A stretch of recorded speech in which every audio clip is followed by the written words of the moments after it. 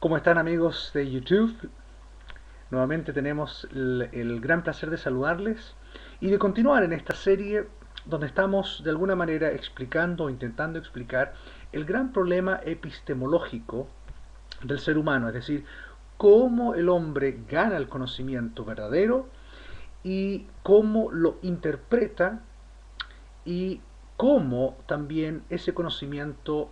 es suprimido, como ya lo hemos explicado en la sección anterior. Ese conocimiento suprimido por la condición del hombre de pecado, de estar rebelado en contra de su creador, de haber rechazado sencillamente el conocimiento verdadero que Dios le da.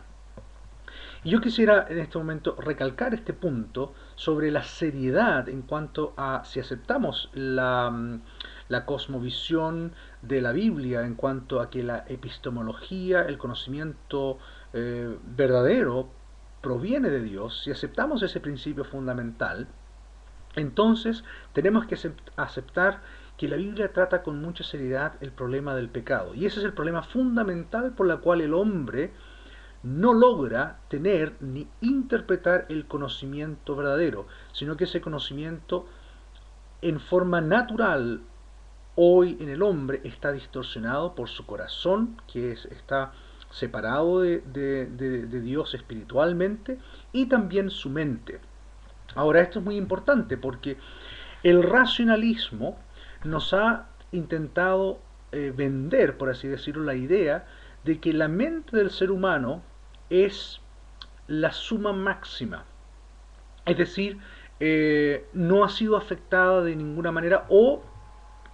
en el caso, por ejemplo, del humanismo teísta,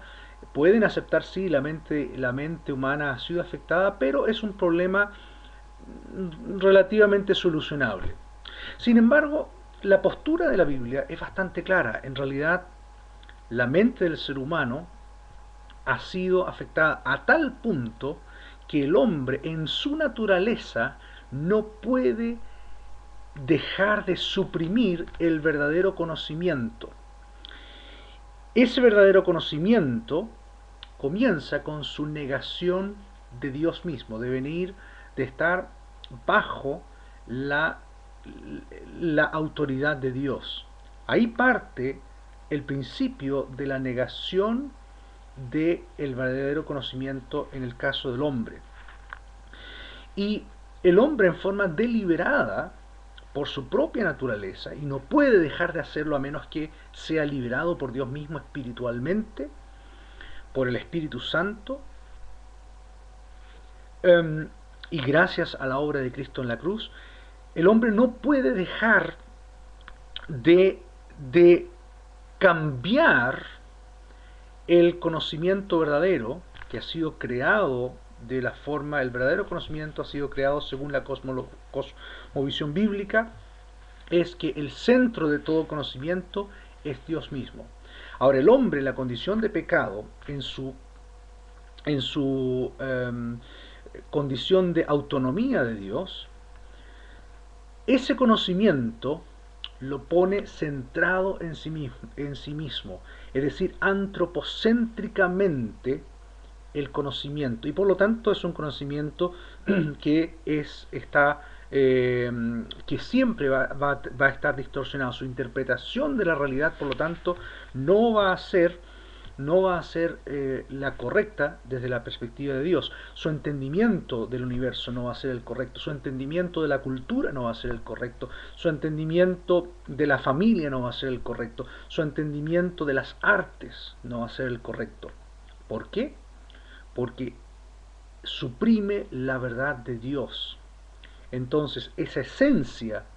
de la supresión epistemológica verdadera hace que todo el resto del edificio vaya por un mal camino. Esto es lo que, por ejemplo, pensadores que en lo personal yo he admirado mucho, por ejemplo, el doctor Francis Schaeffer de Le Havre en Suiza, eh, gran pensador cristiano, él hablaba mucho del hombre autónomo, el hombre suprimiendo el conocimiento de Dios y por lo tanto declarando su autonomía, que en realidad era Es un pensamiento que surge realmente en cuanto a la filosofía, al desarrollo de la filosofía. Es un pensamiento de Tomás de Aquino, donde se desarrolla la filosofía escolástica de la Edad Media, mezcla conceptos aristotélicos de la cosmovisión de Dios, es decir, un teísmo aristotélico, y un concepto antropológico también, más bien, incluso a veces platónico, lo cual presenta, por supuesto, complicaciones muy grandes para el verdadero entendimiento de la Biblia, porque la Biblia nos dice sencillamente que, como dije antes, el verdadero conocimiento viene de Dios. Por lo tanto, las formas de cualquier tipo de humanismo, en realidad lo que hace sencillamente es presentar una alternativa epistemológica, una alternativa de conocimiento. Sin embargo,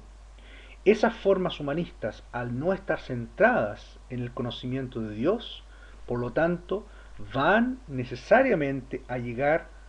a la interpretación errónea del mundo, del universo, de la condición del hombre, de la cosmovisión de familia. Tiene consecuencias en todas las áreas del ser humano, y por lo tanto no va a poder comprender en ningún caso la verdad en sí de cómo ha sido creada.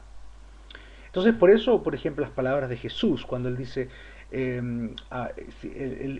menos que el Hijo los libertare, seréis verdaderamente libres, tiene que ver con esto, con la libertad de poder verdaderamente comprender a partir del conocimiento de Dios, la reinterpretación correcta de todas las áreas del hombre. Y entonces es aquí donde nos presenta esta, esta disyuntiva. Entonces es ahí donde nosotros, o vamos a ver, donde vamos a, ¿cómo decirlo? Digamos, donde vamos a ver a los distintos pensadores o sistemas o sociedades o incluso culturas completas según las líneas epistemológicas que sigan, ya sea la de la autonomía total, como vimos en un principio, ya sea de la del humanismo teísta, que finalmente tampoco llega a una buena conclusión porque finalmente impone la racionalidad, por así decirlo, la mente humana a la verdad de Dios, pero es una mente caída, o, o aceptamos la postura de la Biblia o del cristianismo teísta en ese sentido, llamémoslo así, en el cual aceptamos que nosotros necesitamos de Dios para la correcta interpretación de, de todo cuanto existe, partiendo con el conocimiento de Dios. Y esa obra es solamente Dios es el que la produce, nosotros no podemos hacerlo por nosotros mismos, por nuestros propios esfuerzos, es la obra de Dios que obra espiritualmente en nuestros corazones por medio del Espíritu Santo, y eso es sencillamente cuando nosotros venimos a los pies de la cruz de Cristo por la fe sola en el Señor Jesucristo.